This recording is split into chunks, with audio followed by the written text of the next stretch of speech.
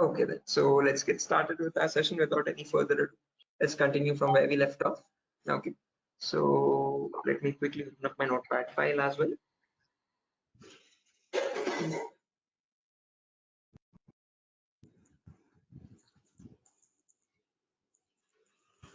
Yes. So in the last class, we discussed up to the classes of IP addresses, class A, B, C, D, and E. And we tried to understand what the main difference is between each of these classes, right? So now in today's class, we're going with the next topic, which is subnet mask. Okay. So we know what a public IP is, we know what a private IP is, we know what are the different classes and what are the range of these classes, okay, and how they are different. Okay. Now, when we talk about the classes, we know class A has one network portion and three host portions. Class B has two network portions and two host portions. Class C has three network portions and one host portion. So we can see this graphically and we can define it depending on the alphabets N and H. But how does it come to understand which IP belongs to which class? Okay. So for that, for the computer to understand it, for the computer to know which IP belongs to which class, it has something known as a subnet mask. Okay.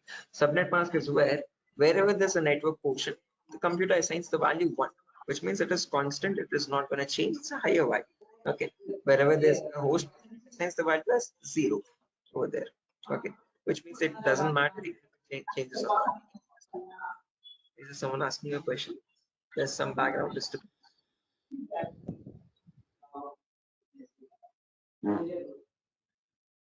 Okay, I guess it's from, yeah, okay, anyways. So as I've mentioned, wherever there's a network portion, I'm going to put all the octets as 1. And wherever there's a host portion, I'm going to put those octets as zeros. Now when I convert this from binary to decimal, the value becomes, for all ones, you have 255. And for all zeros, you get 000. Okay. When we take class B, you can see there's two network portions and two host portions. Okay. So therefore, all ones in the first two portions, all zeros in the last two portions. And when you convert that, that becomes 255.255.0.0. Okay. And when we talk about class C, finally, three network portions and one host portion. So all ones in the first three portions and all zeros in the last portion. Hence the subnet mask is 255.255.255.0. Okay. Now where do you check this? You can see this in the same command IP config. So if I open up my command prompt and if I check for IP config, you can see over here I have 192.168.0.5. This is my IP address. You all must be knowing by now that this is a class C address and a private address, and just below that you can see subnet mask is 255.255.255.0. Reason being, this IP address is a class C address. Okay. Now the main question is, where do we set this or where do we modify this value? Okay. So this is a private IP. Yeah. Sir, sir, there is a doubt. There is a what? Sir, I have a doubt. Oh yeah, ask. Go ahead, this with you. What is your doubt? Actually, whenever you are just classifying the networks and like class A, class B, class C, so different network portions like class C have most of the host. Three portions are host and one is network. So means like what? Yeah, which basis they are categorized? Like class C is the one person is network ID and other are three host ID. Like in class Yeah, B, that is how who they are are set. We discussed that in the last class. Remember, Biswachi? That is how they are different. We'll discuss why classes are different, how class A, B, C, and D, E are different from one another. They are different because they no, have been set that way with certain network portions and host portions. Class A has only one network portion. Class B has two network portions. Class C has three network portions. Class D and Class E have all network portions. We have discussed this in the so last class. This was set by the people who invented IP addresses, and they're going to be constant like that. no, I understood, but in which basis like they have categorized like means like network means like in whenever you are using class C connections, so there you are as of most of the numbers of host you can be connected. But as of like when if you're changing to class B, then less number of I think those hosts will be connected. So like in which basis they have categorized? I mean like I'm getting confused. Were you there for the last class? Yes, I was in the last class, sir. Yeah, then you remember, right? In class C, how many IPs we can connect? Since it has one host portion, it means we can only connect from 1 to 255 devices. In class Hmm. B, two host portions. Two host portions Hmm. in the sense two objects are being used for the host part. So from 00 to 255, you can connect those many hosts. So how many hosts can you Hmm. connect in class? 255 into 255. That is 65535. I mean 25 hosts. So what you're telling Hmm. me is the exact opposite of what I taught you in the last class. You're telling me that class B has less hosts, class C has more, which is not which is exactly the opposite, which I showed you in the last class. Class C has 255 hosts because it has only one host portion. Class B has 255 into 255 hosts, which is 65,525. And class A, since there are three network only, sorry, one network portion and three host portion, you can connect from 10,000 to 10,255,255,255. This whole thing is one singular network. Okay, so you can connect 255 into 255 into 255 hosts. Therefore, class C can be used for small networks, class B and class C can be used for multinational companies. Class D and E do not have any private IPs at all.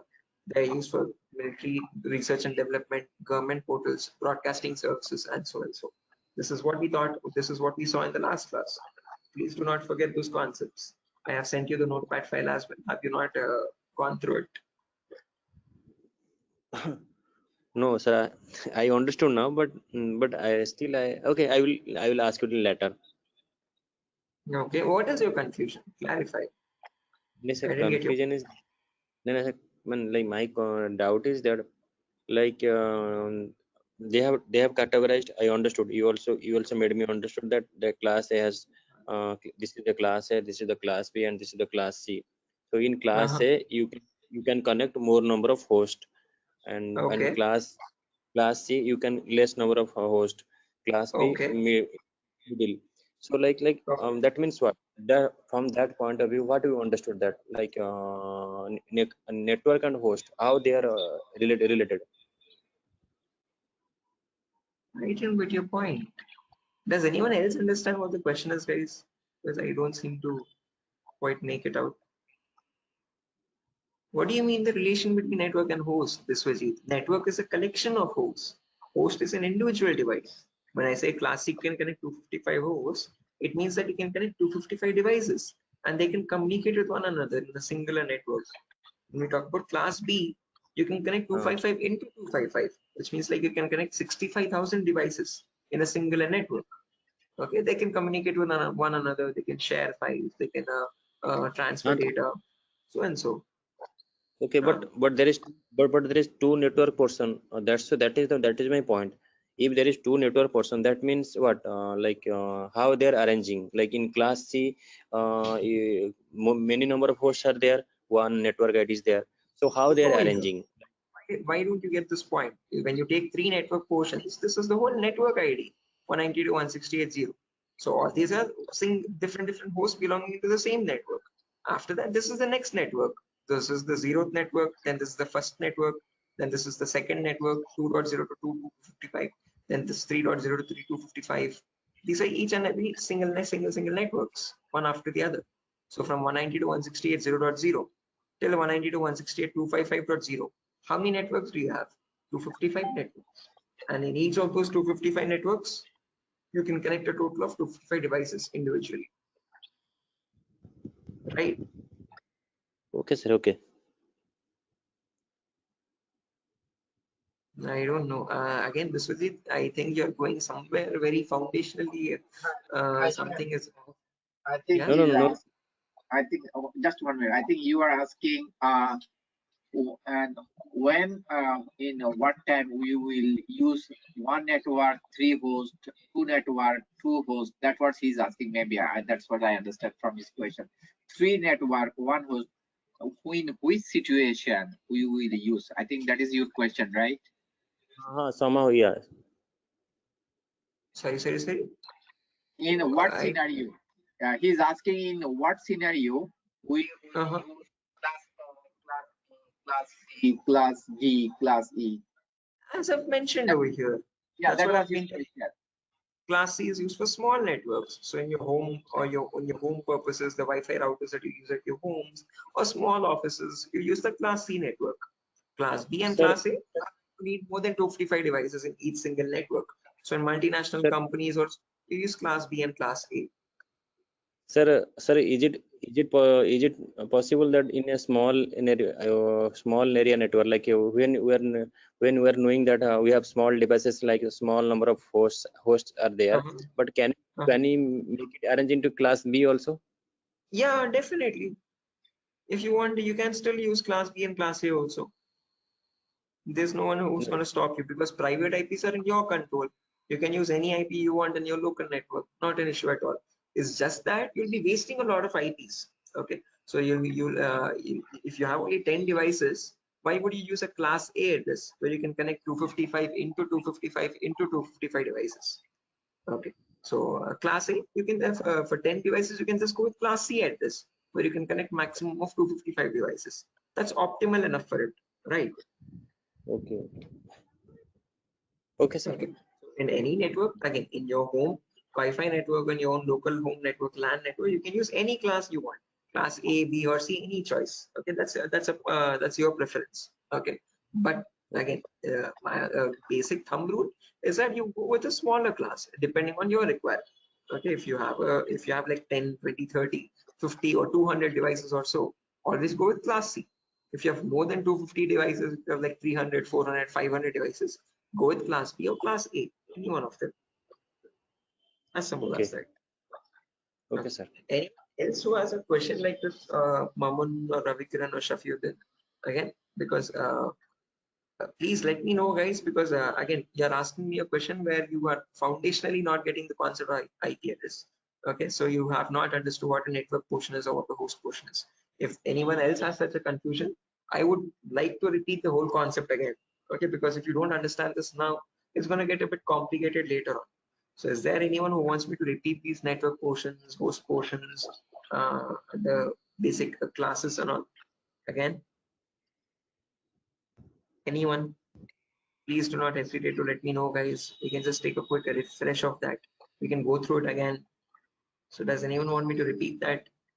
Maman, Ravikaran, Shafiuddin, Supriya, oh no, sorry, Sujata, Tripti, anyone?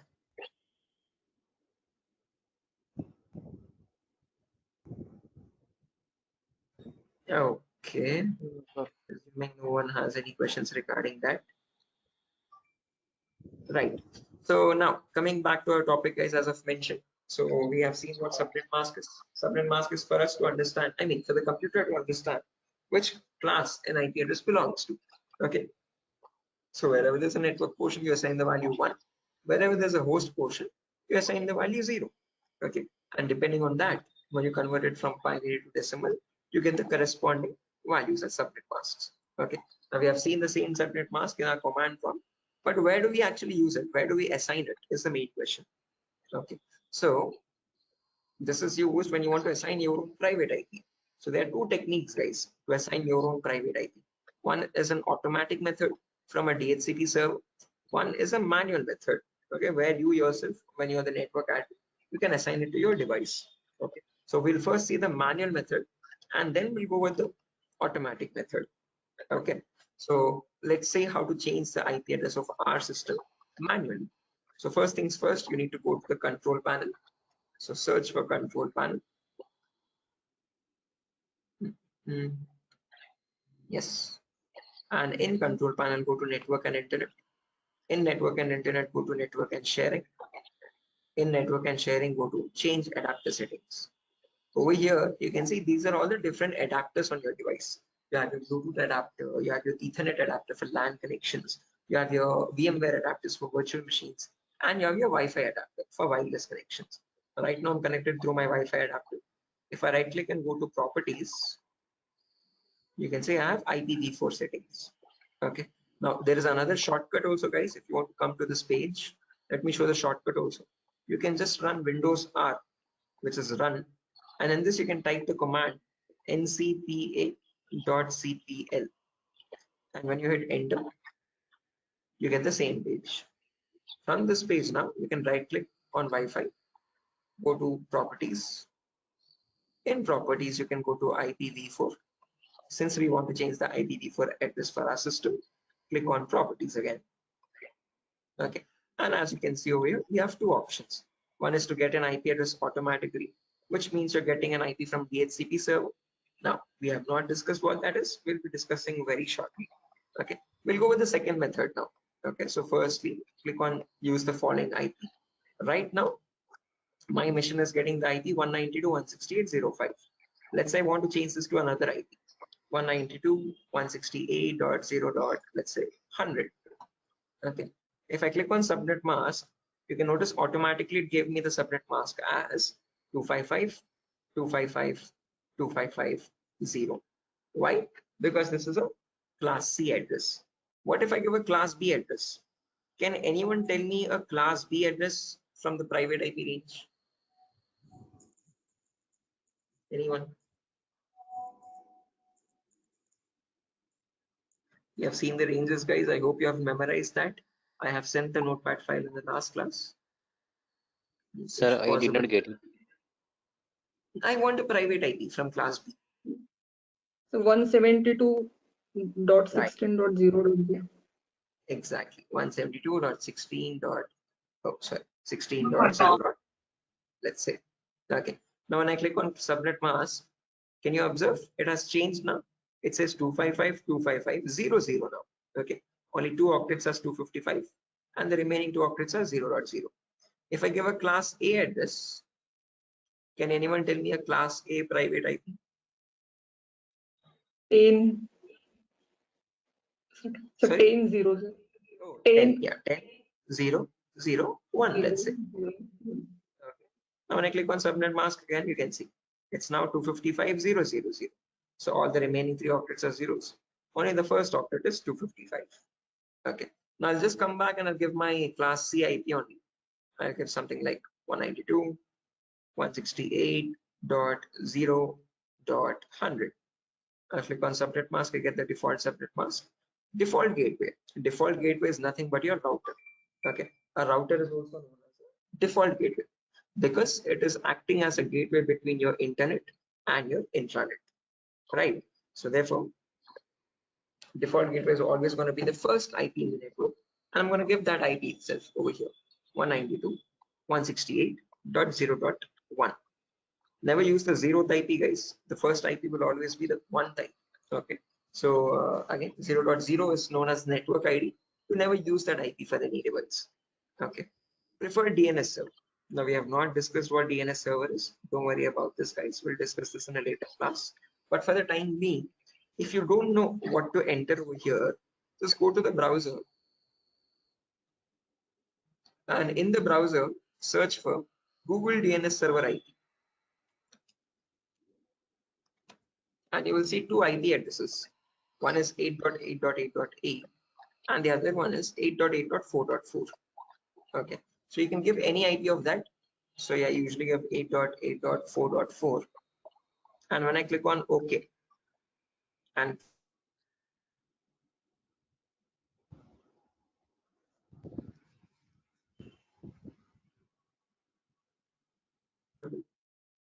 we might get disconnected for a while, guys, because my IP address is changing.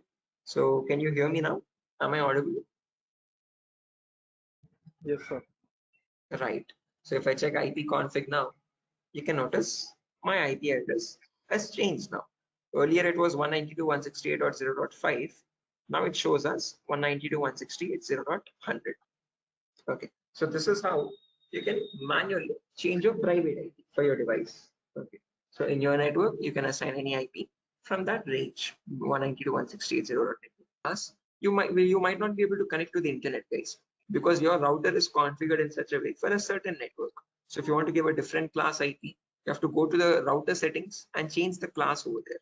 So for the time being, if you want to change your private IP, you have to only change it in an existing class, in the class C, okay, or whatever class you are assigned in your network. Okay. Any questions or doubts up to here, guys?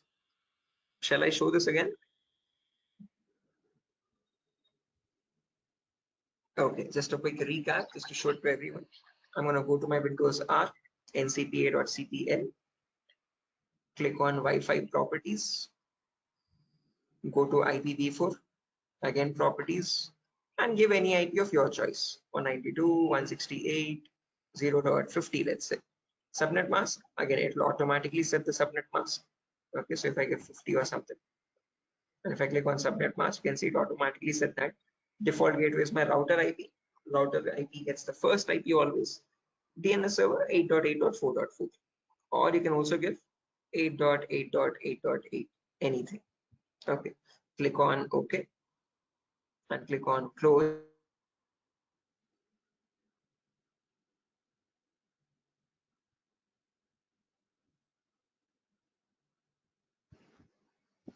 And now you can see, if I check the IP address, it has changed to 0.50 now. Okay, so this is how you can manually assign your public IP, sorry, private IP for your device. If you want to get it automatically, you can right click on this, go to properties, go to IPv4 properties, and select the first option.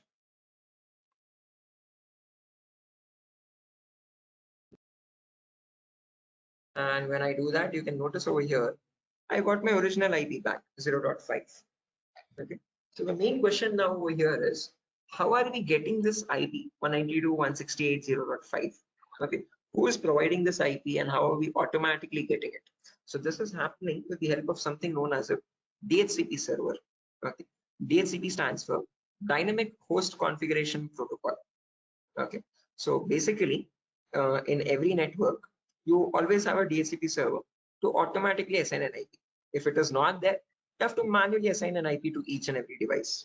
Okay, so let's say at the moment I have this device over here, and right now this is my DHCP server. Okay, in our home networks, our router, Wi-Fi router itself, acts as the DHCP server. But in organizations, they can have a separate device for it. Okay, and basically what a DHCP server does is it has a pool of IP addresses. Okay, and these IP addresses, again, you can assign the range. So basically it has from 192.168.0.2, because 0.1 is used for router, to 192.168.0.254, let's say. Okay. And this DHCP server is 192.168.0.1. Okay. So whenever you connect a new device in the network, okay, and when you select that option, obtain an IP address automatically, okay, what happens is this device starts sending a packet. So if there are other devices also in the network, okay, so let's say this device has an IP like 192.168.0.2, and this is 192.168.0.3, let's say.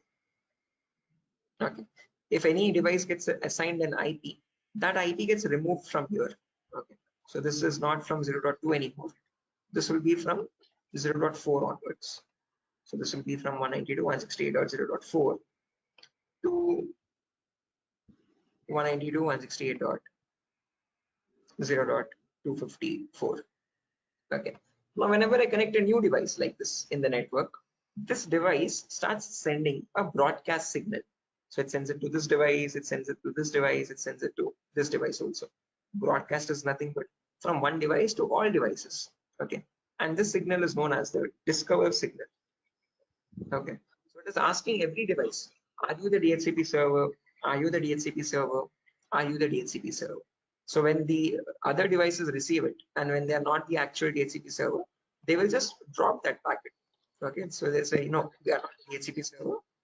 We do not have any link with it. Guys, is anyone asking a question?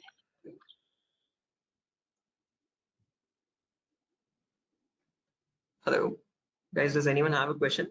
I could hear some voice.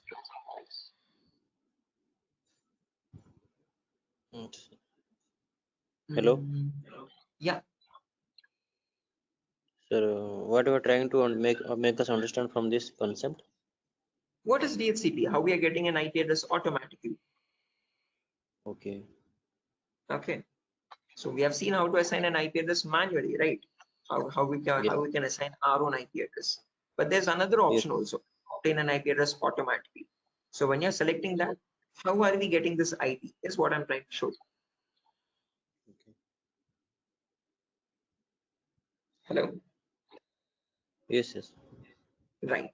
Okay. So as I've mentioned, whenever you connect a new device and when you select that option, obtain an IP address automatically, what happens is your device starts sending a broadcast signal everywhere. It sends a discover packet, asking what is the exact DHCP server. Okay. Now in return, when it reaches the correct DHCP server, the DHCP server will offer us an IP address. So it sends an offer packet back saying that, hi, I am the DHCP server and I can offer you this IP 0.4 or 0.5. When this offer is sent, our device again sends a request. Okay. So it sends a request saying that, hi, thank you for offering me that IP address. I request you to remove that IP from your pool of IP addresses so that you do not assign it to another device. Okay, because if two devices have the same IP, that will be a conflict. Okay, so it sends a request saying that please remove this IP from your pool of requests and assign that IP to me. And in return, finally, an acknowledgement is sent. Okay, so these are the packets that of exchange that happen between a device and between the DHCP server. And all this happens in fractions of seconds. Okay, so after the acknowledgement is done, this IP, I mean, this machine gets the IP now 192.168.0.4, and that thing gets removed from the pool. So now the pool changes to 192.168.0.5. Okay, and this is how your device automatically gets an IP from the DHCP server. Okay, so now all this happens, as I've mentioned again, in fractions of seconds. Okay, so you might have observed this also in a real time. Whenever you connect your phone, how many of you have observed this? So when you connect your phone to a new Wi-Fi router, when you enter the correct password, you will be seeing a message saying that obtaining IP address. Has anyone ever observed this? Yes, sir. So when you see that message obtaining IP address, this is what is happening in the background. Okay, so your phone is sending the discover packet to all the devices, finding out where the DHCP server is. Once it finds, it asks for an IP and it is offered an IP, then a request is sent to allot that IP, and finally an acknowledgement. So all this happens in that fractions of seconds. And this whole process in simple terms is known as the DORA process. DORA. Why specifically DORA process? Because that is what is happening. D for discover, O for offer, R for request, A for acknowledgement, DORA. Okay, so this is what happens every single time you select that button, obtain it, obtain an IP address automatically. So if you want to take a screenshot or anything, guys, please take a screenshot. Okay, because I'll be clearing the screen now. Okay. So yeah, again, nothing further for our class, guys. I'm taking short sessions. I have been advised to take short sessions for today and tomorrow. So we'll be finalizing the classes, guys, by tomorrow. Tomorrow we will end the networking part. We'll discuss what are DNS servers and we'll discuss what IPv6 addresses are, a much more advanced class of addresses. Okay. So tomorrow will be the last class for networking, and from Monday we'll be continuing the classes with installation, lab setup installation. Okay. So from Monday onwards, we'll have a 1 hour session every day without fail. But for today, this is it.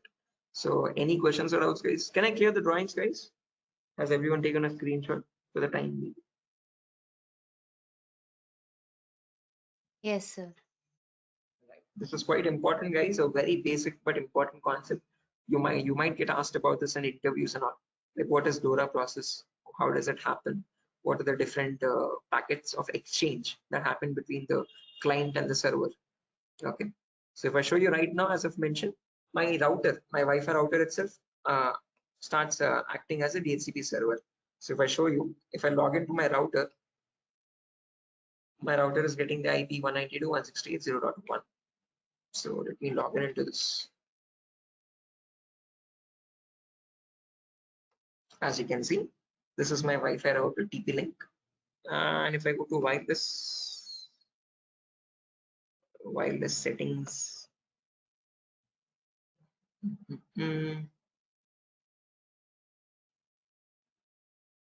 advanced settings, not sure exactly where I saw it last time. Network LAN settings, yeah, over here. As you can see, in network LAN settings, I can see my Wi-Fi router itself is acting as a DHCP server. Okay, my DHCP server's IP is 0.1. My router and DHCP server are one and the same. And IP pool address, as you can see, the pool is starting from 0.2 and ending at 191. Oh, sorry, 199. Okay, so I'm not connecting all the 254 devices. I'm connecting only up to 199 devices in my network. Okay, so whenever I connect a new device in the network, that device will perform the DORA process and get an IP between this pool 0.2 and 199. At the moment in my network, these are all the existing hosts. Okay, I have 0.5 connected, 0.8 connected, 6 connected, 2 connected, 3 connected. So whenever I connect a new device, these are the exhausted IPs. They can't be used again. What they can use a different IP. Okay, and every IP has a lease time. Okay, so this IP will only be allotted for so and so minutes, only for 1440 minutes. Okay, this is like 24 hours. After 24 hours again, the DORA process will happen again. If the same IP is free, same IP gets allotted. If that IP is not free, it gets allotted to a different system. This is to see to it that IPs don't get wasted, guys. So if you have allotted an IP to a system, and if that system goes shut down, okay, that IP gets wasted. So that does not happen, there is a lease time. After 24 hours, that IP goes back to the DHCP server. It goes back to the pool. Okay, so this is all about DHCP server, guys. As I've mentioned, in our home network, our router itself acts as a DHCP server. In offices or in organizations, you can have a separate device for that with all this configuration. Okay, any questions, guys, or doubts up to this part? Shiva, this might seem a bit new to you because you might have missed the previous classes. I'll share those recordings with you. Okay, so that could be a bit helpful. Right. Others, guys, any other questions or doubts up to this part? Biswajit, Maman, Ravikiran, Shafiuddin, Sujata, Tripti. Yes, sir. Actually, so I understood, but actually I have some doubt. Like I am getting little bit like what mix up. Oh, okay, no worries, Biswajit. What is your first query? We'll go step by step, step by step. Tell me what your first doubt is. Like sir, last part you just discussed on how DORA process was working. I did not gone went through it. Oh, you did not understand the DORA process, right? Yes. Again, as I've mentioned, the DORA process is nothing but whenever you're selecting this option over here, if I go to my network configuration page and if I go to my Wi-Fi settings, you can notice over here, I have selected an option like obtain an IP address automatically. So my system is getting an IP address 0.5, this IP automatically. But how am I getting that IP automatically? Who is providing that IP to me? That IP is being provided to me by a DHCP server. Okay, and the DORA process is the exchange of packets between my client, my Windows system, my Windows client, and my router or my DHCP server. Okay, so whatever packets are exchanged, with those packets only I get an IP address.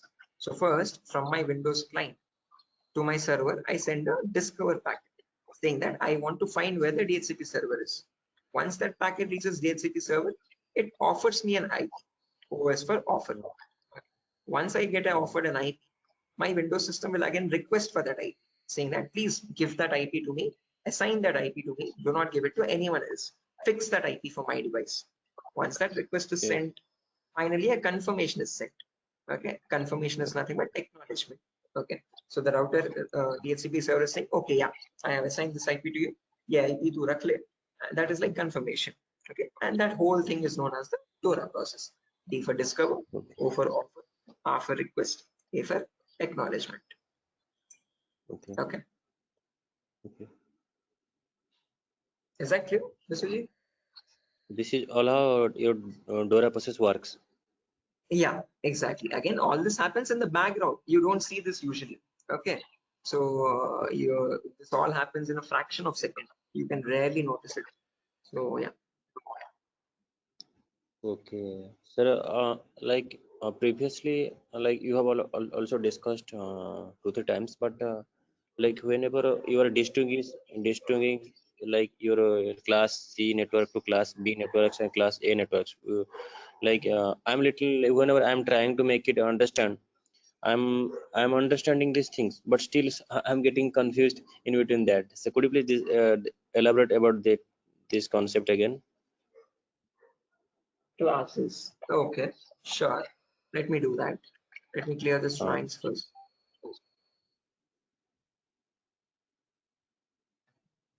Actually, I have not got still now your video recording. That's why, an audio recording. That's why I'm unable to make it more clarify. But whatever I'm trying to understand, looking at your notes, uh, so that's why Okay, I asked. sure.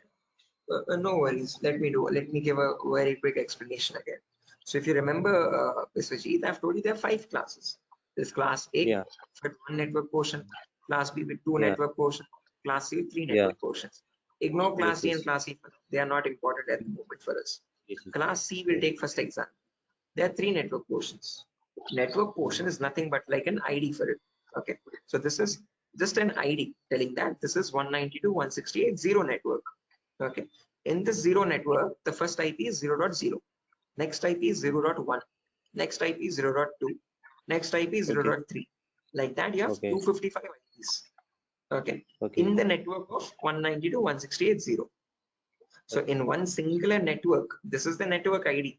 Okay. This is the identity for that network. Okay. okay, In that network, each device is getting each IP one by one. Okay. okay, When you take next network, after 0 network, you have one network, 192.168.1 dot network. This is the next identity. Okay.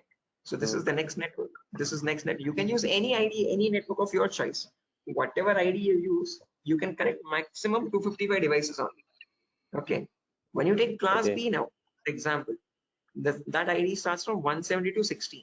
You won't take 3 octets now. You only take the first 2 octets. So only okay, 170 to 16 is the ID. Okay. Remaining 2 are the hosts. Okay. So the first IP is 0.0, second IP is 0.1, third IP is 0.2, fourth IP is mm, 0.3, after that 0.255, then 1.0. Okay. All these are IPs of different hosts in the same network. And for that okay, network, the identity is 170 to 16. Okay. okay, So like that, in okay, class, you can connect from 0.0 to 255. So in total, you can connect 255 or 255 devices. Okay, which is okay, equal to like 65525. In class A, okay, you only have one network portion. So there's only one mm, identity, 10 dot network. So from 10.0.0 mm, to 10.255, mm, 255, 255, all these belong to the same network, the 10 dot network. Okay, 10 dot is the identity. Okay, okay, remaining octets are the host devices. So that is what okay, is meant by network portions and host portions. okay, okay. Okay, sir, I got it. Okay. Uh, any other questions for anyone else, guys? Sir, how why we are learning all these things? Just could you please say about this? Again, when we talk about hacking of any device, that device needs to have an identity. So we hack the devices depending on IP addresses only. So that is why we need to learn what these IP addresses are, what are private IPs, what are public IPs, which class an IP belongs to, because that is the main identity for a device. Okay. So when Okay, you perform scanning or anything, you perform it on IPs only. So that is why it's very important for us. okay, okay. Okay. Sure. Like, So like, yeah, like our course is like ethical hacking and cyber security. So before learning, before going through ethical hacking deeply, so first we need to understand the networking concept, network as you say. concepts. Exactly. Definitely. Yeah. Okay. So like those who are doing like CCNA and CCNP deeply, like Cisco certified network. So like how they are managing? Like, is it required to do CCNA, CCNP before going through cyber security? Again, as I've mentioned, not at all required this Vijay. Whatever I am teaching, that is more than sufficient regarding the networking part. Okay. From there, if you want to build up, you can just do your research from YouTube itself and learn more about the networking concepts. But going through Okay. a CCNA or CCNP, that much in depth is not necessary for cybersecurity. You just need to know what are IP addresses and how they work. That's it. And from there, you Like can get. if someone is looking career looking to make his career in purely security professional, does he needs to like understand like cryptography programming, algorithm they need to know, encryption, decryption, and also networking concepts. So that's why this questions arise in my mind. So networking concept purely required, or anything programming Yes, algorithm required? is different, encryption, decryption is different, algorithms are different things. You have just listed out all different things to me. Those are not part of CCNA or CCNP. CCNA, CCNP courses will only teach you the different routing protocols like RIP, OS, what is that? OSF, some random routing protocols are there. So you don't need to know all those routing protocols and stuff. Okay. So again, whatever topics you have mentioned, those are important. We need to know what cryptography is. We need to know what networking concepts are. We need to know what encryption is, what decryption is. Okay. You don't need to have much knowledge on programming and algorithms. If you have basic knowledge, that is sufficient. Okay. But it is not a necessity. Okay. So doing a course like CCNA, CCNP is not at all a requirement. But whatever topics you have mentioned, those are actually included in the course. We'll learn about networking, we'll learn about cryptography, and so on. Okay, sir. Okay. Thank Sure. thank you, sir. Don't get confused. Don't get so stressed up. Whatever I'm teaching, just go through those notepad files. From Monday onwards, you'll get the recordings also. So it's going to be a lot easier as well. Okay. Yes, sir. If Actually, possible, sir, I'll ask them to share over the that weekend only. For whoever has sir, made that this payment, I'll ask them to share the recordings over the weekend itself, on Saturday and Sunday itself. So that over the weekend you can practice all this and keep the thorough. okay, sir. So Okay. once I will get the recording, then I can Sure. follow before the joining the class. Right. Sure. I'll just inform them, Suji. Again, I guess everyone has already made the payment. So I'll just inform them tomorrow to share the recordings at the earliest and not to wait until Okay, Monday. Okay. okay. Sure. So yeah, Thank that's it, guys. Nothing further. I'll exit the thank you. session now. Sure. Thank you, guys. I'll see you again on Good, tomorrow at the same time. okay, sir. Good night. Okay, guys. Good night. Take care. I'll see you tomorrow, guys. Bye-bye.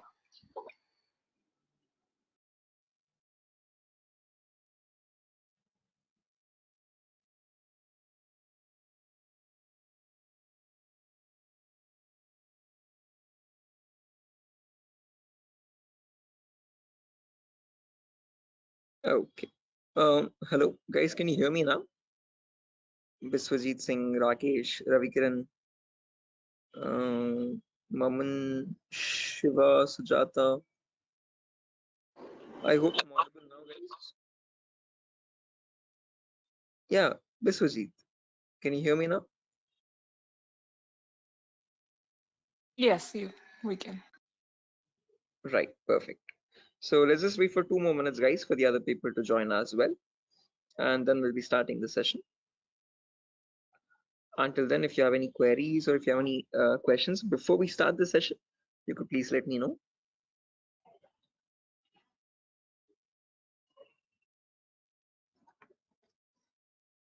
So, Yes, I excuse can me, hear sir. you. Yeah. So is this the same demo was on Sunday?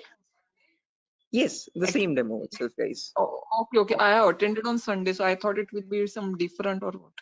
No, it's the same demo, guys. A shorter version of that same demo.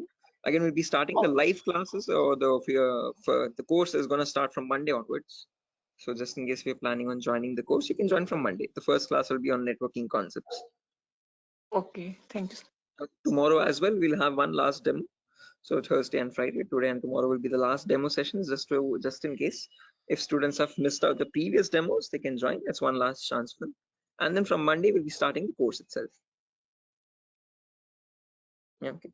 So just in case, guys, if there's anyone who has already attended this demo session, again, just a heads up, this is going to be the same demo. It's not going to be any different from the previous ones. Okay, this is just backup sessions or backup demos for people who could not join earlier. Okay. Okay. Thank you, sir. Sure.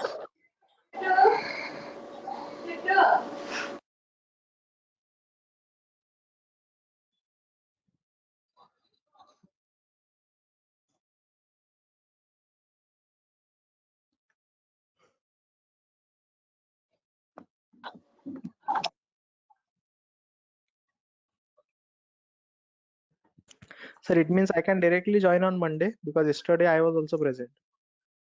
Yeah, sure, guys. Again, as I've mentioned, it's the same demo. It's not gonna be any different.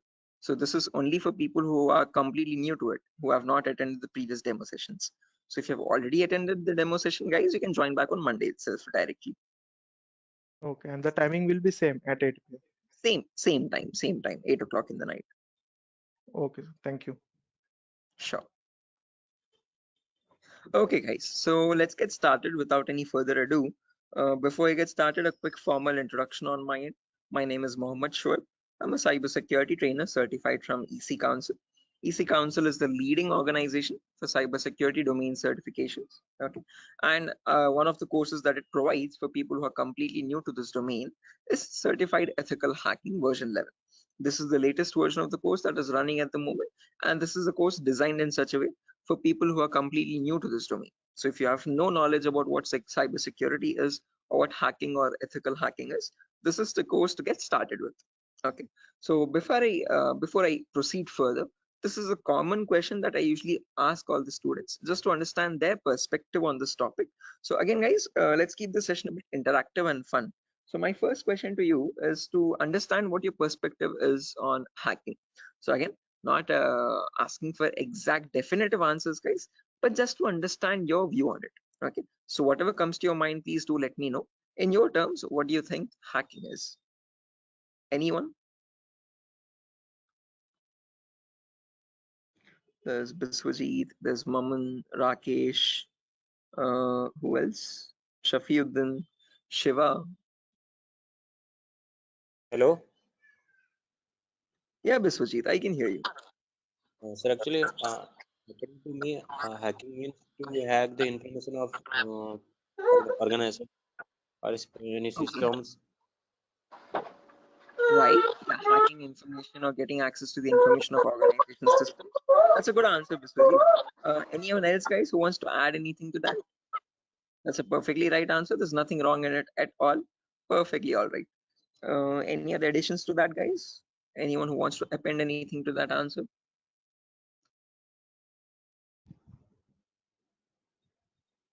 Okay, no worries.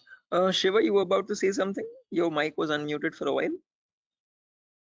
Did you have an answer? Okay, no worries, guys. So let me just add on with Biswajit's answer. So if I had to define hacking on, depending on using on his words itself, hacking is nothing but the procedure of trying to gain access to information systems. Okay, now these information systems could be anything. They could be as small as a mobile phone to as big as a database or a web application server or cloud organization itself. Okay, and this gaining access to these devices is done without the permission and the consent of the person owning those systems. Okay, so the organization who owns those systems has no clue that someone is trying to gain access to their data. Okay, and this is usually performed by hackers for their own benefit. So once they get access to the data, they can steal it, they can destroy it, or sell it on the dark web to other third-party vendors. Now, if hacking seems such a malicious job, why do we have a course called ethical hacking? Is the second question. Because ethical is something which is completely legal. And how could hacking become legal now? That's the main question. So when we talk about ethical hacking, on the other hand, guys, this is the procedure of trying to find vulnerabilities. Okay. A vulnerability, in simple terms, can also be called as a weakness or a loophole in the information system. And using these weaknesses only, hackers try to get access to the target informations, target information systems data. Okay. So your job as an ethical hacker would be to find these vulnerabilities before a hacker does, and this is done with the consent and permission of the organization. So once you find these vulnerabilities, you have to report it back to the organization so that they can apply the patch for it. And once a patch is applied, you're thereby increasing the security of infrastructure and preventing hackers from causing any further harm. So with ethical hacking, you're trying to increase the security and make the infrastructure much more secure and stronger compared to what hacking is. Okay, where you're trying to exploit vulnerabilities. Okay, so you see, are these two definitions clear, guys? Like what is hacking and what is ethical hacking, and how are they different from one another? Because most of the students have a misconception that both these terms are one and the same. No, guys, we're not going to be performing hacking. We'll be learning ethical hacking in the course. Okay, we won't be exploiting the vulnerabilities, but we'll see how to search for them, how to find them in an organization's systems, and how to report them back to the organization. Okay, so that we can prevent hacking from happening. Now, depending on these two terms, guys, we can categorize the different types of hackers as well. So we have someone known as a black hat hacker, then we have someone known as a white hat hacker, and in between there's someone known as a gray hat hacker. Okay, so firstly, the first category is black hat hackers. These people are also commonly referred to as cyber criminals. Okay, these are people who perform hacking for their own benefit, and they do this by asking no consent at all. On the other end of the spectrum, we have the white hat hackers, who are also termed as ethical hackers or penetration testers. Now, these people perform ethical hacking, or in simple terms, penetration testing, to find all the vulnerabilities in the organization. And they do this by asking for consent and by following all the laws and policies set by the organization. So they do not cross any line, they do not perform exploitation of any vulnerabilities, they only work to increase the security of the organization. Now, in between white hat hackers and black hat hackers, there's someone else known as a gray hat hacker. Now, as the name itself suggests, these people have both the qualities of black hat as well as a white hat hacker. Like a black hat hacker, they don't ask for permission before finding the vulnerabilities. But once they do, once they find the vulnerability, like a white hat hacker, they report it back to the organization. Okay, they don't take advantage of it, they don't exploit it and try to attack the system, but they report it back so that they can help the organization. But it's a give and take relationship, so it's a there's kind of a bargain over here. Okay, the catch is that these gray hat hackers ask for a bounty in return. Okay, a bounty is anything which benefits them, so they could ask for some prize reward, or they could ask for some reputational reward, anything which benefits their career and profile. Okay, and that is why in simple terms they are also known as bug bounty hunters. They find bugs in return for a bounty. Okay, so they are hunting for bugs. Okay, now all these three types of hackers, whether we take black hat hackers, gray hat hackers, or white hat hackers, they perform hacking or ethical hacking in a certain number of steps. Okay, and they follow a procedure, a systematic procedure. That systematic procedure is known in simple terms as hacking cycle or cyber kill chain. Okay, various organizations categorize these steps into various numbers, but if I had to summarize it up, there are 5 important steps in hacking cycle or cyber kill chain. Whether you take a black hat hacker or a white hat hacker or any kind of a hacker, he needs to follow the same procedures as well. Okay. Now let me list them out first, and then we'll discuss in detail about each of them, so you have a clear picture of what the whole course is about. Okay, so the first step is known as information gathering. It can sometimes also be referred to as reconnaissance or footprinting. So they are one and the same term, guys. Don't get confused. Various organizations use various terminologies, but whether you hear information gathering or reconnaissance or footprinting, all the three terms are one and the same. After that, you have scanning, which can also be referred to as enumeration. Then you have gaining access, then you have maintaining access, and then finally there's a reporting or clearing traces. Now, the reason why I've mentioned or over here in the last step in capitals is because to make it a note to understand that this is the only step where you have a difference between black hat hackers and white hat hackers. Now, whether you're any kind of a hacker, whether it be black, white, or gray, the first 4 procedures are to be followed mandatorily. So you have to follow those first 4 procedures in the same order. After that, in the end, what changes is the last thing that you do. Okay, if you're a white hat hacker, you would definitely report all the vulnerabilities that you have found with the remediations, with the solutions to remove those vulnerabilities. If you're a black hat hacker, definitely you're not going to be giving any solutions, and obviously you won't be reporting it, but you will try to remove all the evidences. So whatever harm you have caused, whatever data you have stolen, you might leave some footprints here and there. Okay, so that is why it's very necessary that you remove or clear those footprints so that you cannot be traced out and you stay anonymous. So that is known as clearing traces in simple terms. And in our course, we'll be learning both the perspectives, how we can generate a report and submit to the organization, or how hackers clear the traces and remove all the evidences. Okay, now let's briefly discuss about each of these one by one, guys, so you have a better idea on the whole course. But before that, any questions, guys, for anyone? Again, please feel free to interrupt me at any certain point. Do not hesitate to ask a question. Please let Hello. me know. Yeah, Biswajit, I can hear you. Sir, is this class is getting recorded? Yeah, this will be recorded, definitely. Every single class that we take will be recorded and it will be uploaded to the Google Drive. So even once we start our course as well, the whole duration of the course, every single day we'll take a 1-hour class, and each class will be recorded and uploaded to the Google Drive. So that just Okay, in case if you're missing out, if you're absent for a session, you can access the recordings whenever you want to. okay, okay, sir. Actually, from the starting, you told about hacking and ethical hacking. So, Mhm. could you please briefly tell me, hacking means like you're hacking the particular cadence, some credential information, like something personal information you are hacking. But ethical hacking was that I did not get it properly. Good question. Again, Biswajit, when we talk about hacking, this is something that cyber criminals perform. Okay, hacking is where you're trying to get access to information devices. Okay, and using those information, what you do with that information defines what kind of hacking you do.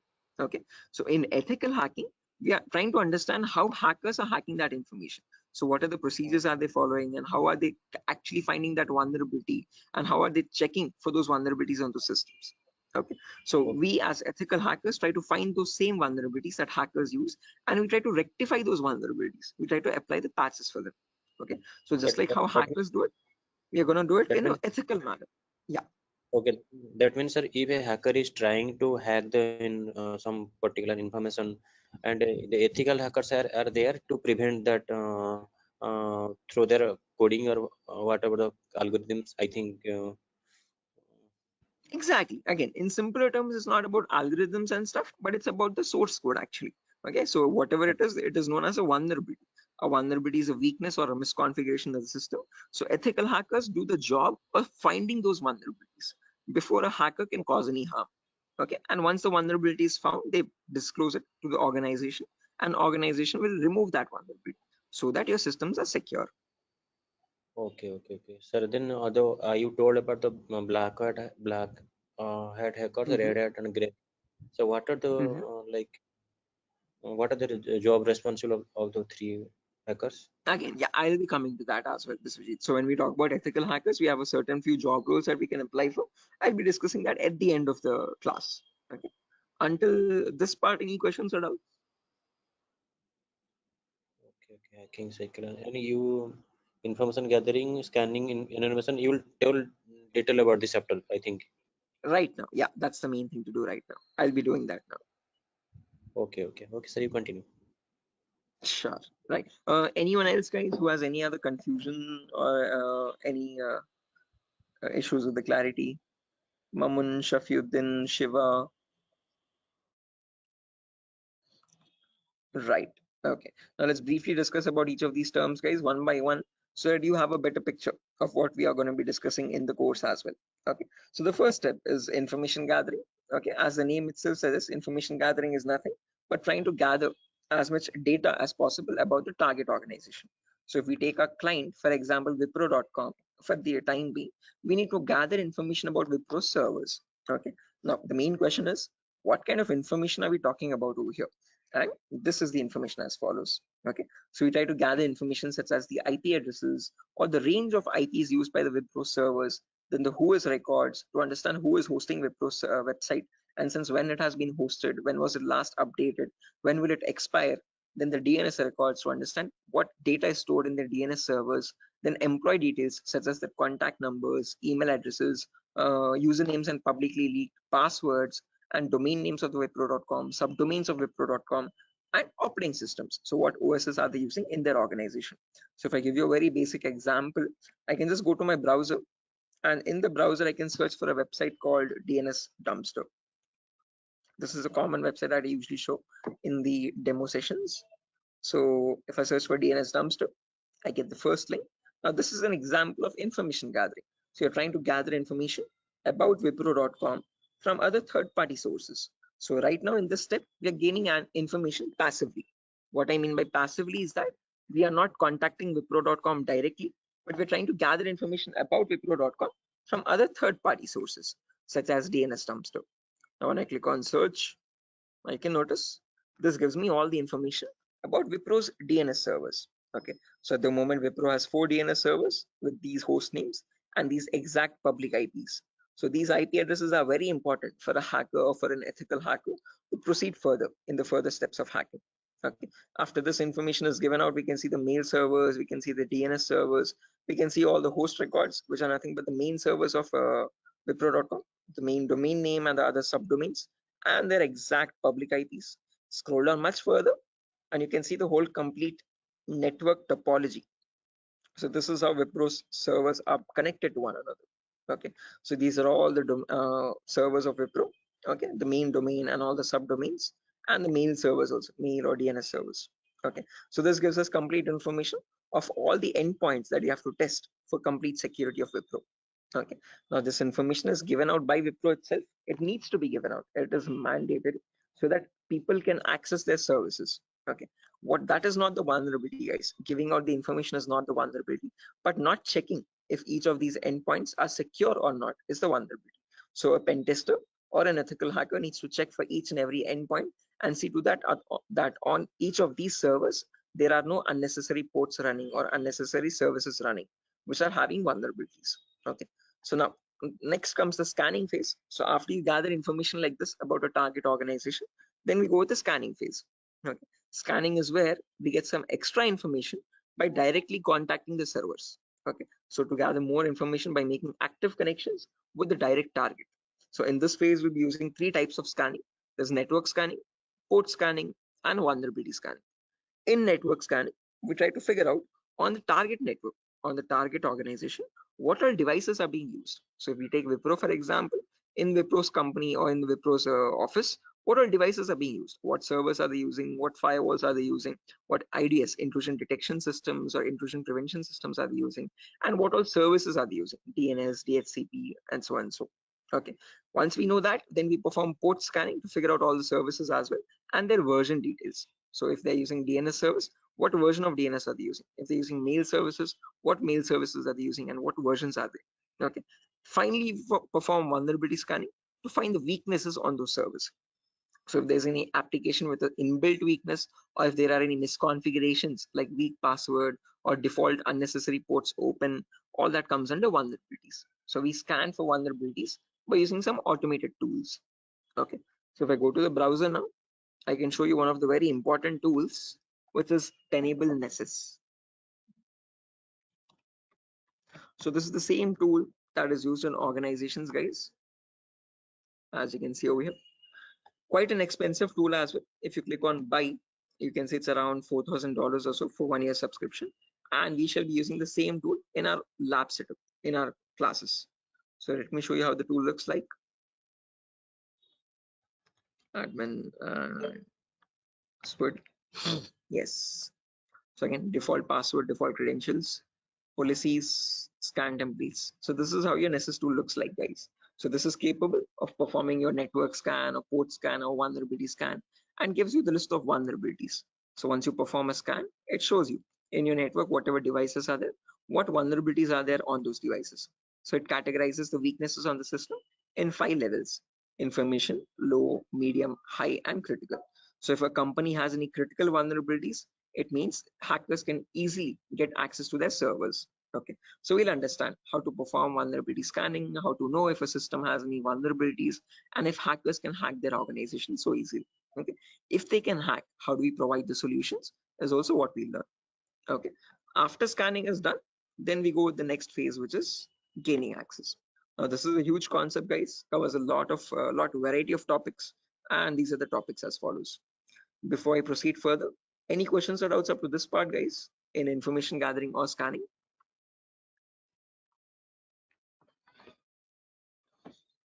Biswajit, Mamun, Shafiuddin, Shiva, please do not hesitate, guys. If you want me to repeat something, I will definitely do. Sir, Yeah. Sir, please repeat that first part. Which one? Like before gaining access, you told about some gathering information. Like I understood that what if their system in vulnerability in the system, so hackers are easily hack that system. So I understood somehow. Oh yeah, in information gathering again, Biswajit, as I've mentioned, we try to gather information from other third-party websites. So there's websites like DNS Dumpster, Hunter.io. So from other third-party sites, we gather information about the target. After that, then we perform scanning. So we directly get access to target servers or whatever target it is, whether it is Wipro.com or so and so. Okay. And in their target organization, we perform the scanning to figure out in their network what devices have what vulnerabilities. So in my local network, I have scanned for 3 devices, and in each of these devices, I can see the weaknesses on each system. Okay. Tells you what the weakness is, Okay, if there's an unsupported OS, what is the solution to remove that vulnerability, and what can be performed with that vulnerability. So this scanning tool gives you that up-to-date information. Okay, so this is all this all comes under automated vulnerability scanning. Okay, so this is something that you always perform in an organization to test for vulnerabilities on different systems. Okay, it's a software. Yeah, it is a software. This is the Nessus tool. The Nessus tool is nothing but a software that we have. Okay, sir. Okay. Right, so this is the same tool that is used, the same software that is used in organizations as well. Okay, and we'll be running in real-time scenario. Whatever tools that are being used, we work on them in real time. Okay. Okay. So yeah, now proceeding further, after all this is done, then we go with the gaining access phase. This is where we try to perform various kinds of attacks to get access to the systems. Okay, once we perform the scanning, once we know that these are the vulnerabilities on which you can attack on, next part is nothing but to attack directly, which is nothing but penetration testing. So in this, as I've mentioned, there's a huge set of topics. Okay, so let me discuss them one by one. So first topic that we'll be discussing is system hacking. So in system hacking, we learn how we can hack or crack or bypass a Windows operating system password. So whether it be Windows 7 or Windows 8 or Windows 10 or Windows 11, doesn't matter. How do we crack or how do we bypass the password is what we learn in system hacking. So if your system is password protected, how can you crack and understand what the password is in clear text? Or if you're unable to crack it, if it is too tough to crack, how can you bypass that password and still get access to the internal files is what we learn in system hacking. After that comes malware attacks. Malwares in simple terms are nothing but malicious softwares, and we'll practically know how to create each of these malwares. So people think that viruses are on the only malicious software is available on internet, but that's a misconception.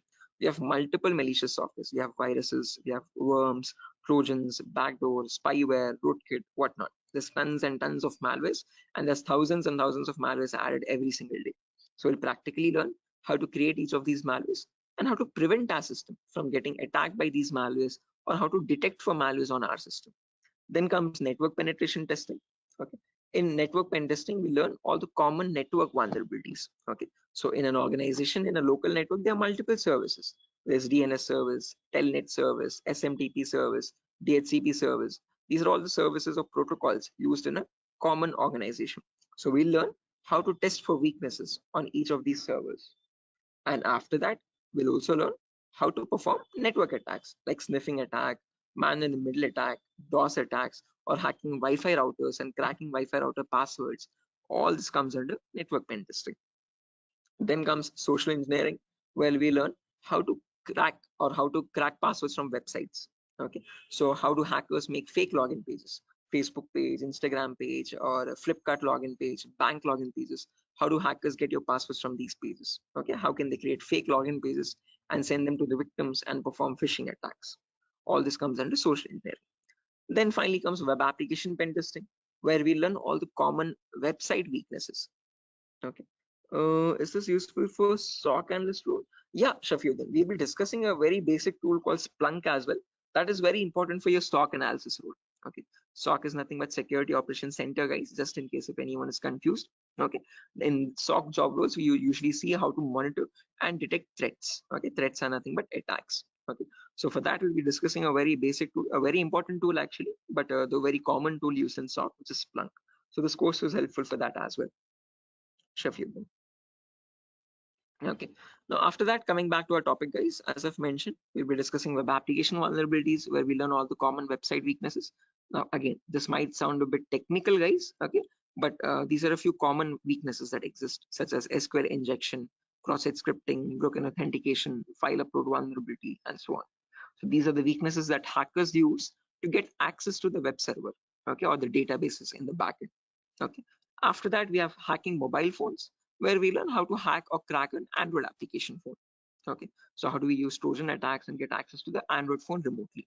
Okay, after this is done, then we have two small topics, which are maintaining access and reporting or clearing traces. So this is the most important concept, guys, gaining access. After that, we need to know how to maintain persistent connections. So how do hackers maintain a connection even if the system restarts? Okay, is what is known as maintaining persistent connections. After that, we have reporting or clearing traces, where we'll see how to generate a report and submit to the organization. Or if you're a black hat hacker, how do they remove all the evidences? How do they clear the traces? Okay. Now, since not everyone is from a technical background or might not be from a technical background, we will discuss a few prerequisites as well. Okay. So the course is designed in such a way where you don't have to learn anything separately from outside. So if you're, this is in a way to even a 10th standard student to understand this course in a simple and sufficient manner. Okay, so before we dive into all the advanced concepts, we'll be discussing these 4 prerequisites or 4 to 5 prerequisites.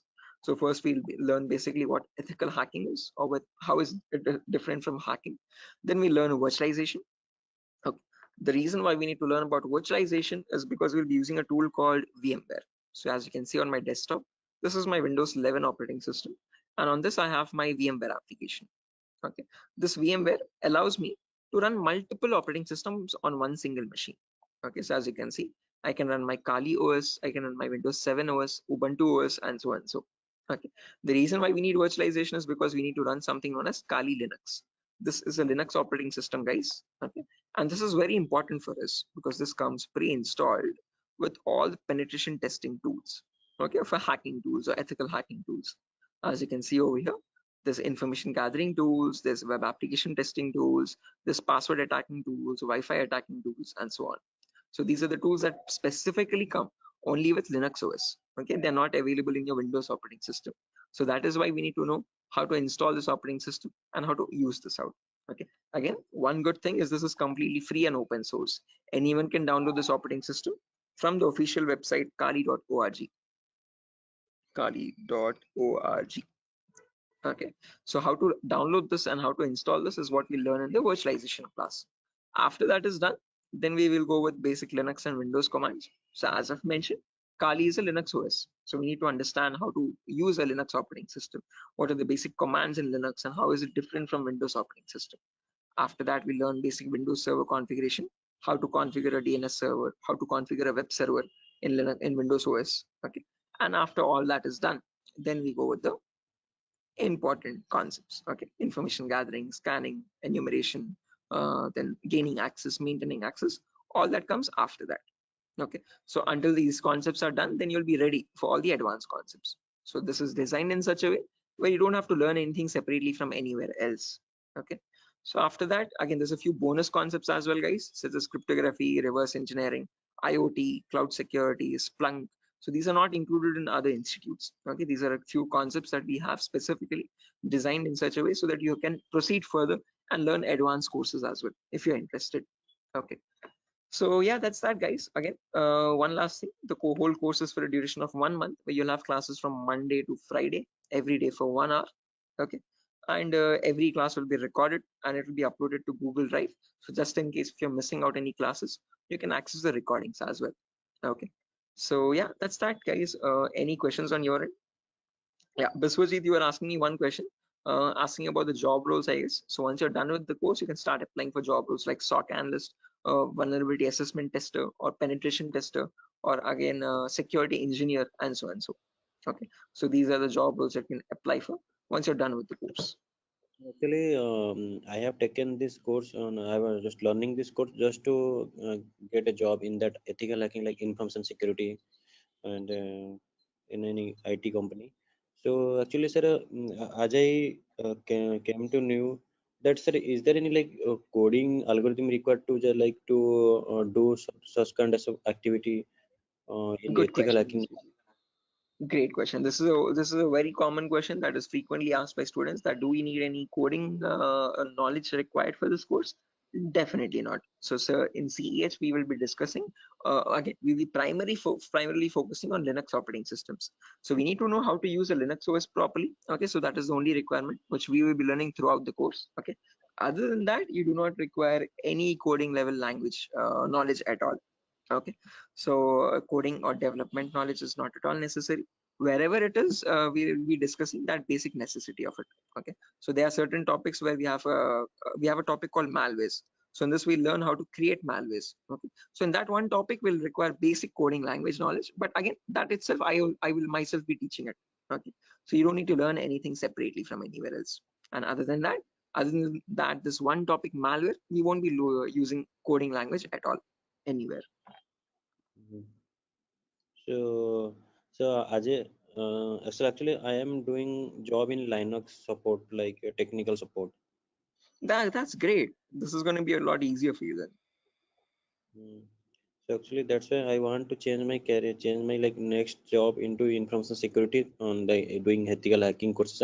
Yes, I one more thing that, sir, is there is it necessary to get the certification on ethical hacking, like you have done something Right. hack? Again, it gives an edge, Biswajit. It's better to have a certification. If you're not going with certification, I would recommend you learn a few extra courses as well. Okay. After certified ethical hacking is done, then go with one advanced course, one specialization course like network security or web application security or so and so. So that will add you some much more value to your certification. Okay. So into your resume actually. Okay. So it's better to have certification. But if you're not having certification, just to increase or broaden your skill set, learn an extra course after CH in cybersecurity itself. Okay, there's many streams. Okay, we provide web application security as well, testing. So you can join this course as well, just in case if you're not doing a certification. Okay. Okay, okay, okay. So after that, web application security is another course. Yes. Okay, okay. Okay, sir. In this syllabus, sir, what we will learn totally, overally, what we learn, how much we can work in a company. Again, as I've mentioned, CH is the foundational course, so you'll be learning about all the endpoints. So you won't be focusing on one of them, but all the comprehensively all endpoints. So we'll learn network security also, we'll learn wireless security also, we'll learn Windows and Linux hacking also, we'll learn Android security also, and we'll learn web Mm. application security also. But in CH, one thing is you are going to be like a master of, jack of all trades, master of none. So you're not going in deep, you're not specializing in any one of the fields, you're learning about all the fields. After that, you can choose one specialization and you can focus on that. You can either go towards web security or cloud security or network security. Depends on your interest, Okay, okay, okay. Understood, sir. right? Then that will the final and long-term career. Long term, yes. Okay. To get started first, usually in cybersecurity, you usually get monitoring job roles for a few months. Okay. After that, Okay, then you can go into deeper course. Mamun, are you going to teach all security courses? Yeah, I'm the same okay, tutor, Mamun. So after CEs is done, if you're planning on going with so cloud security or web application security, we provide those as well. At the moment, mobile and network is not included, but just in case, since student there's a huge boom, there's a huge requirement for web application. So that also I provide. okay, okay, sir. You can go with 1 year experience, Shafiq, not more than that with CEH. But if you like add a few more courses after that, like after CH, if you do web application and also, you can add a couple years experience, like 2 or 3 years of experience as well. Okay, because you need to know more tools with such years, which that huge years of experience. They will ask you what tools you have worked on. Okay, so it's better you have a few knowledge on those tools. So with more the courses, you get more experience with different tools. Okay, sir. So will you please help with practically all the things? Again, the whole course. Oh, is it back to back training? Yeah, Mahmood. Again, after the CH is done, I usually take separate classes for web application students as well who are interested to join that. Okay, so that will be a back-to-back session directly. Again, yeah, coming back to you, Biswajit, you were asking me something. What was the question again? I forgot. No, no. Actually, I was asking, sir, what, sir? Forgetting. Anyway, I forgot as well. But let me try to recollect. Does anyone else remember, right, guys, what Biswajit was asking? Practical, yeah, good question. So again, the whole course is designed in such a way where it is 20-40 ratio, guys. So out of all the 60 minutes that we have every single day, the first 15 to 20 minutes will discuss the theoretical part. The remaining 40 minutes will discuss the practical part itself with real-time scenario examples. I'm not going to be boring you with theoretical knowledge. Only in the demo class and only in the first few introductory classes we'll discuss theoretical concepts. Once we start from the information gathering, everything is going to be completely practical based. Okay, with sir, tools sir, that are used sir, in real-time scenario. sir, are you teaching cloud security? Yes, I teach cloud security as well, this Vijay. Okay, but again, as I've mentioned, that is usually taken up after CH is done. Okay, so we'll discuss on AWS security and again mostly on AWS itself. Actually, I wanna make my career into that like cloud security part. That's why I was thinking how much practical you will teach here, and how much we can be skilled enough in this course. so that we can be confident enough while attending the interview. So are you please will you please discuss on about the some like interviews, mock interview questions and resume building? Definitely, I will help you. I will send you sample resumes as well to understand how to create a resume for a cyber security profile. Okay, and along with that, I'll also share the commonly asked in interview questions. So I have a PDF document prepared for that specifically, which I share with all the students after the course is done for all the cyber security related interview questions. Okay, so I'll be sharing Suppose all that as well. okay, sir. No, because I have planned after completion of this course, I have planned to move on cloud security by practicing those questions and all the practical things. Definitely. Again, if necessary, I'll be sharing the resources as well, Biswajit, separately for you regarding your Okay, cloud security content. Okay. So okay, if you're planning on okay, doing a course after CS is done, then you can contact me for that. We can do that course separately. okay, okay, okay, sir. Okay. It's Thank you. not included with Durga Soft at the moment, but again, yeah, Mm. Okay, sir. sure. Any other questions, guys, at the moment?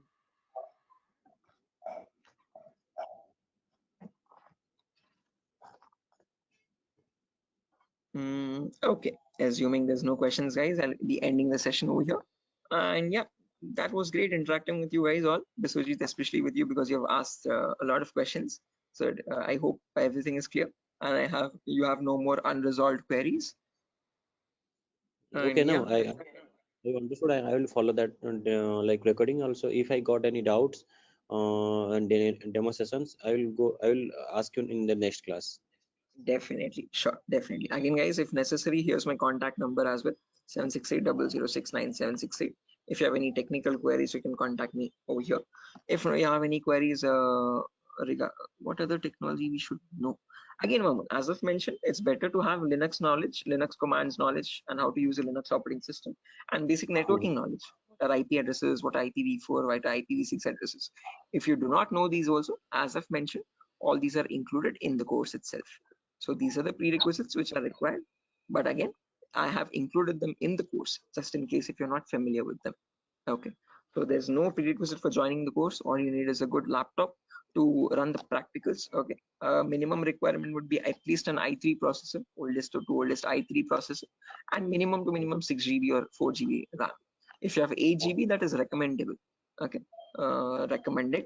But if you have minimum 4, it might hang a bit, but it will work. Okay. So one important requirement is you need a laptop or a device for practicing because we have a lot of practicals in the course. Okay. So other than that, nothing else is required. Okay. Just interested mindset and a device to practice on. Those are the only two requirements for this course. Nothing more. Okay. All right. So yeah, that's it, guys. Nothing further for the session today. If you're interested to join the course, you can join this from Monday. We'll be having the first class on Monday for networking concepts. Okay. And after that, yeah, tomorrow as well, there's another demo session. So just in case if anyone is planning to join a demo again, you can join it tomorrow at the same time. If not, we'll be starting the course from Monday itself directly. Okay. Thank you, sir. Okay, guys. Good day. Thank you for joining the session. It was great interacting with you. And I'll see you soon, guys. Bye-bye. Have a good day. Thank you, sir. Good night. Thank you, guys. Good night.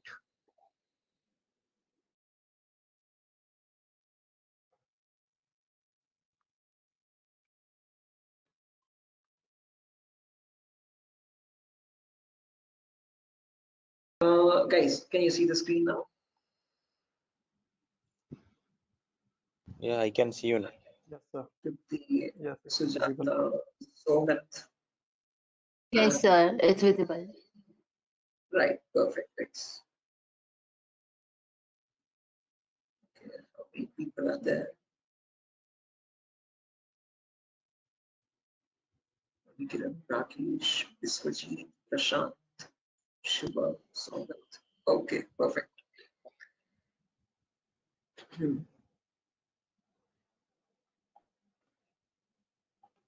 Okay, guys, let's get started with the session without any further. I am already a bit delayed in starting the session, so sorry for that, guys.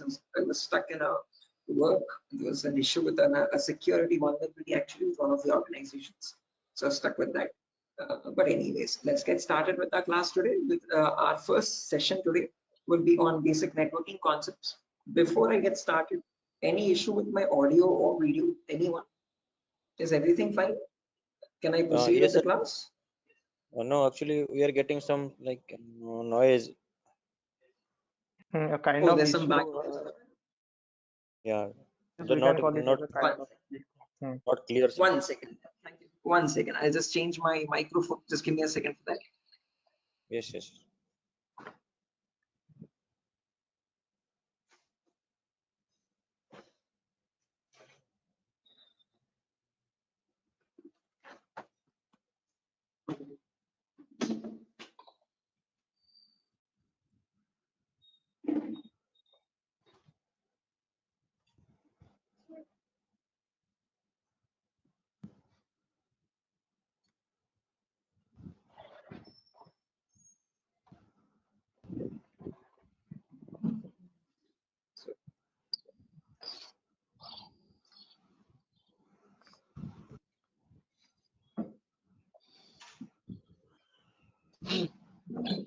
Okay. How does it sound now, guys?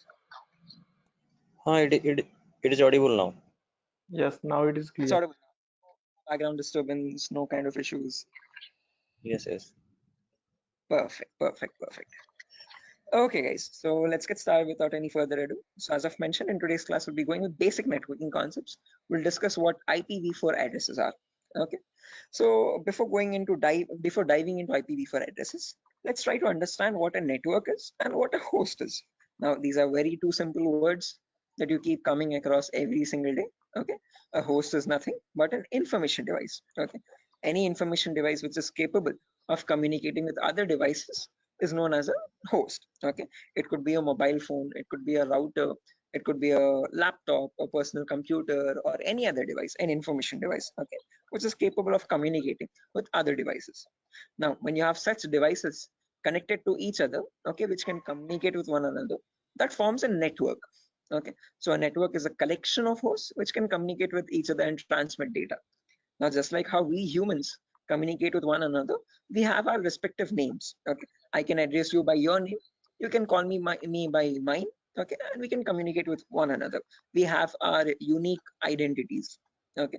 Similarly, these information devices as well have their unique identities.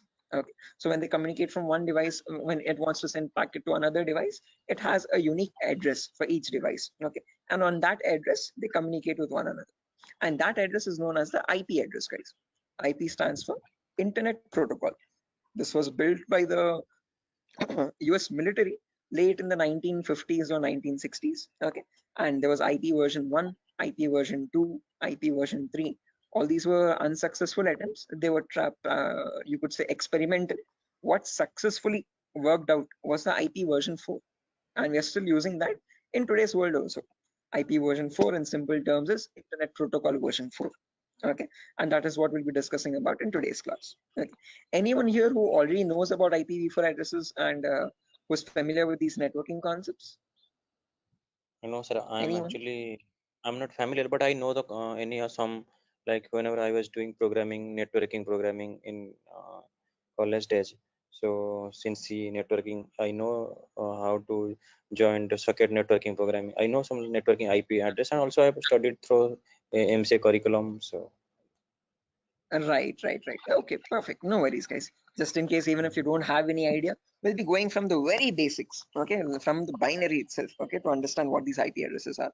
Just as a information question, I just wanted to know if anyone was familiar. If not, also, don't worry at all. Okay.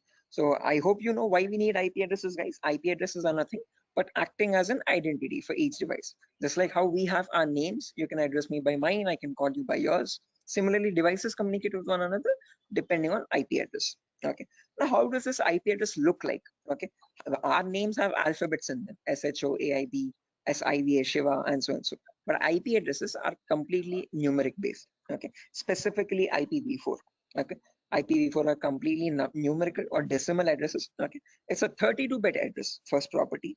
Now, what is a bit? A bit is nothing but the smallest data format. Okay. It comprises of either 0 or 1. Okay, and your IPv4 address is a 32-bit address. What I mean by 32 is that it contains 32 zeros and ones like these consecutively. Okay, and these 32 zeros and ones are divided into 4 equal parts. Each part is known as a octet.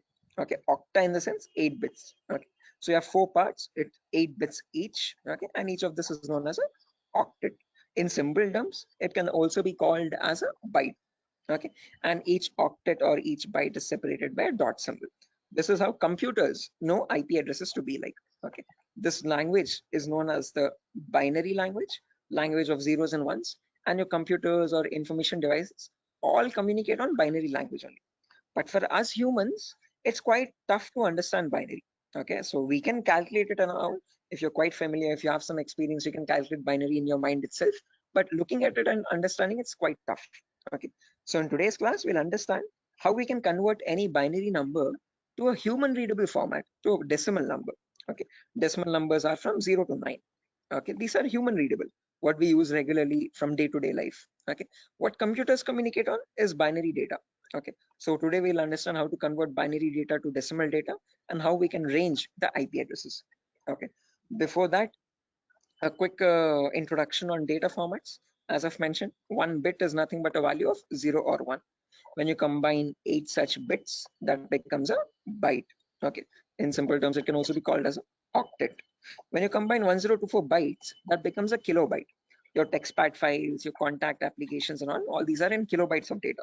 Okay, when you combine 1024 kilobytes, that becomes a megabyte. Okay, your PDF documents or your music files are in megabytes of data. 1024 megabytes becomes a gigabyte. Okay, your movie files or larger softwares are in gigabytes. 1024 gigabytes becomes a terabyte. Your hard disk is in terabyte storage data, and 1024 terabytes becomes a petabyte. We have never used petabytes until now. This petabyte data is usually used by cloud organizations. Okay, OneDrive, Google Cloud, blah blah blah. Okay, now let's understand how to convert this bit data or binary data into decimal data. Okay, so what I've done is I've taken down this first octet over here, 10101010, and I've written it down over here, as you can see, in an expanded format. Now to convert this, there are 2 simple methods. Method number 1 is there's two simple steps to it, not methods, sorry. Okay, there's one method only, okay, and with 2 simple steps. Okay, step number 1 is you write down the values from 2 to the power 0 all the way up to 2 to the power 7 from right to left. Okay, why specifically 2 to the power? Because this is binary data. You have only 2 possibilities, either a 1 or a 0. So first 2 power 0, then 2 power 1, then 2 power 2, then 2 power 3, then 2 power 4, then 2 power 5, 2 power 6, and 2 power 7. Let's write down the values for that. 2 power 0 is nothing but 1. Anything to the power 0 is always equal to 1. Okay, that is a mathematical rule. 2 power 1 is equal to 2. 2 power 2 is nothing but 2 into 2, which is 4. 2 power 3 is 2 into 2 into 2, that is 8. 2 power 4 is 16. 2 power 5 is 32. 2 power 6 is 64. And 2 power 7 is 128. Okay, now to convert this number, all you have to do is, just a second guys, let me open up Zoom so that I can draw on the screen. Give me a second.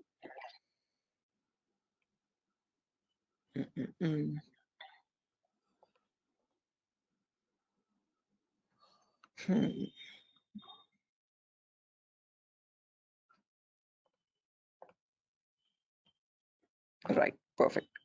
So when you want to convert any number from binary to decimal, first things first, you have to write down these numbers. Then you multiply the lower number with the top one and add with the next one. As simple as that. Multiply, add, multiply, add, multiply, add. This goes on till the last step. Okay, so firstly 2 power 0 into 0. Anything into 0 is 0 itself. So I've written 0 over here. Then 2 power 1 into 1, that is 2 power 1 is 2. As you can see, I've written the value over here. Into 1 is the value itself, 2. 2 power 2 is 4. 4 into 0 again, we have 0. 2 power 3 is 8. 8 into 1, 8 again. 2 power 4 into 0, 0. 2 power 5 into 1, 32. 2 power 6 into 0, 0. And 2 power 7 into 1, that's 128. Now when I add all this up, 128 plus 32 plus 8 plus 2, that becomes 170. So when we humans read the number 170, the computer does not understand it like 170. It understands it like 10101010, something like on signal, off signal, on signal, off signal, on signal, off signal, on, off, like that 4 times. Okay. So is this clear, guys? Any questions or doubts up to this part? like how we have converted this binary number to a decimal number, how we know that 170 is equal to 10101010. Any questions for anyone?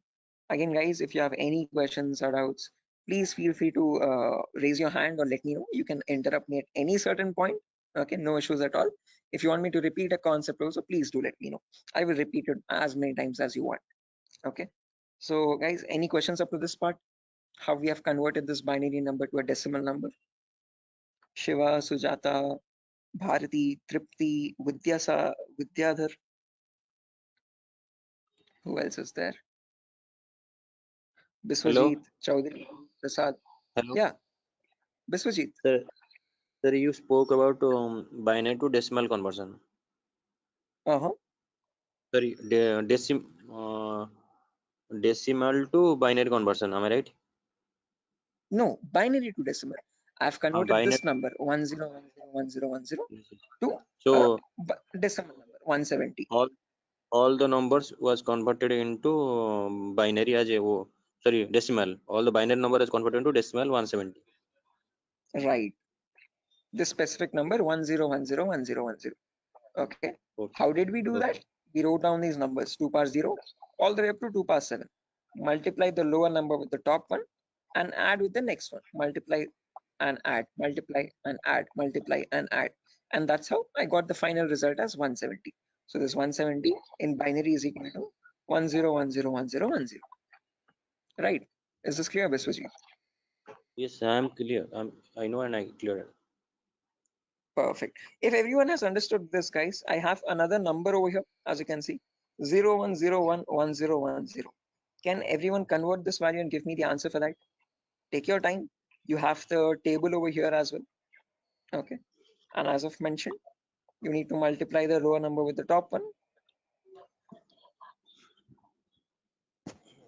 and just go with the next. Multiply and add, multiply and add.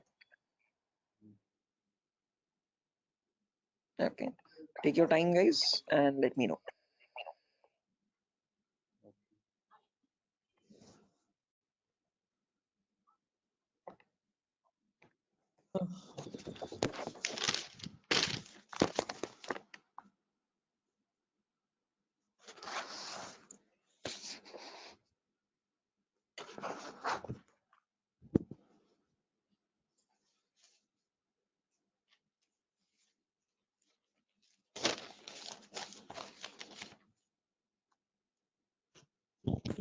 Is it 90?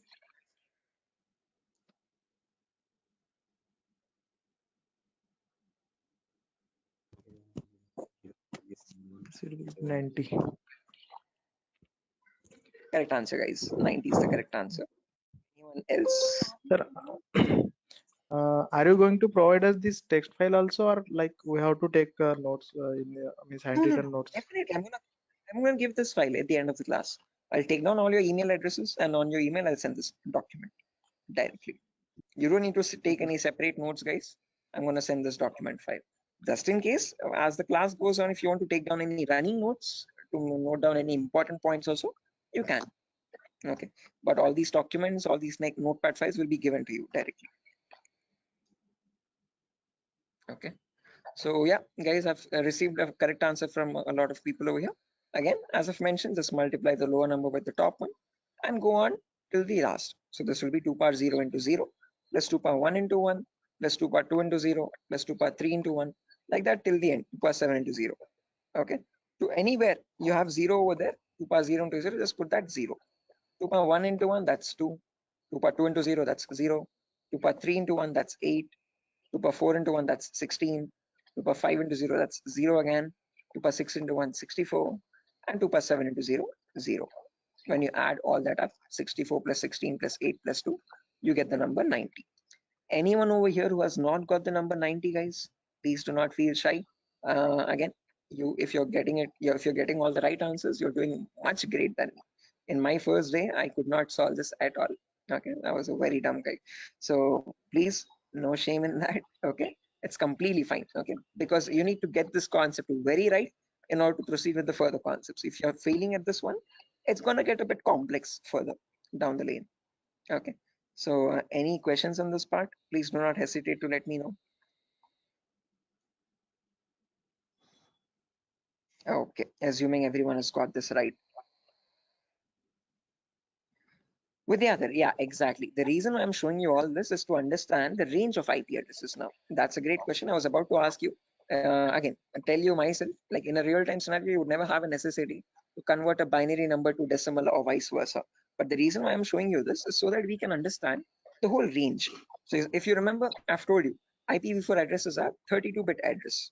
Okay, so in that 32-bit address, if I wanted to get the first IP address, all I have to do is put all zeros everywhere.